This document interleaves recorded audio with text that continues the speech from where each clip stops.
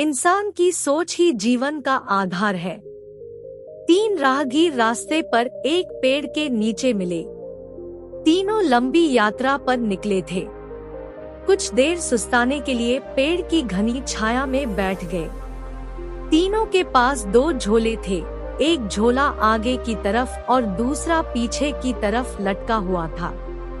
तीनों एक साथ बैठे और यहाँ वहाँ की बातें करने लगे, जैसे कौन कहाँ से आया, कहाँ जाना है, कितनी दूरी है, घर में कौन कौन है। ऐसे कई सवाल जो अजनबी एक दूसरे के बारे में जानना चाहते हैं। तीनों यात्री कद काठी में सामान थे, पर सबके चेहरे के भाव अलग अलग थे। एक बहुत थका निराश लग रहा था, जैसे सफर ने उसे बोझिल बना दिया हो। दूसरा थका हुआ था पर बोझिल नहीं लग रहा था, और तीसरा अत्यंत आनंद में था। एक दूर बैठा महात्मा इन्हें देखकर मुस्कुरा रहा था। तभी तीनों की नजर महात्मा पर पड़ी और उनके पास जाकर तीनों ने सवाल किया कि वे मुस्कुरा क्यों रहे हैं। इस सवाल के जवाब में महात्मा ने तीनों से सवाल किया कि तुम्हारे पास 2 झोले हैं, इनमें से एक में तुम्हें लोगों की अच्छाई को रखना है और एक में बुराई को, बताओ क्या करोगे। एक ने कहा, मेरे आगे वाले झोले में मैं बुराई रखूंगा ताकि जीवन भर उनसे दूर रहूं, और पीछे अच्छाई रखूंगा। दूसरे ने कहा, मैं आगे अच्छाई रखूंगा ताकि उन जैसा बनूं और पीछे बुराई को ताकि उनसे अच्छा बनूं।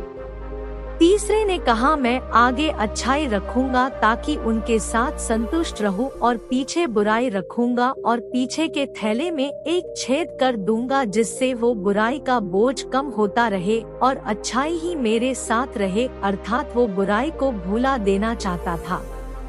यह सुनकर महात्मा ने कहा, पहला जो सफर से थक कर निराश दिख रहा है, जिसने कहा कि वो बुराई सामने रखेगा, वो इस यात्रा के भांति जीवन से थक गया है, क्योंकि उसकी सोच नकारात्मक है, उसके लिए जीवन कठिन है।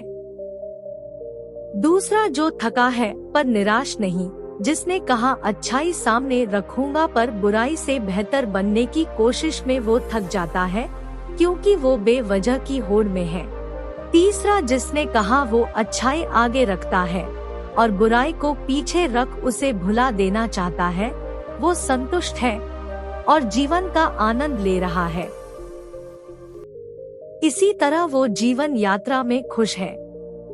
दोस्तों, जीवन में जब तक व्यक्ति दूसरों में बुराई को ढूंढेगा वो खुश नहीं रह सकता। जीवन भी एक यात्रा है जिसमें सकारात्मक सोच जीवन को खुशहाल बनाती है। जीवन में क्रोध सबसे बड़ा बोझ है और क्षमा सबसे सुंदर और सरल रास्ता जो जीवन को बोझहीन बनाता है। दोस्तों, आपको यह कहानी कैसी लगी?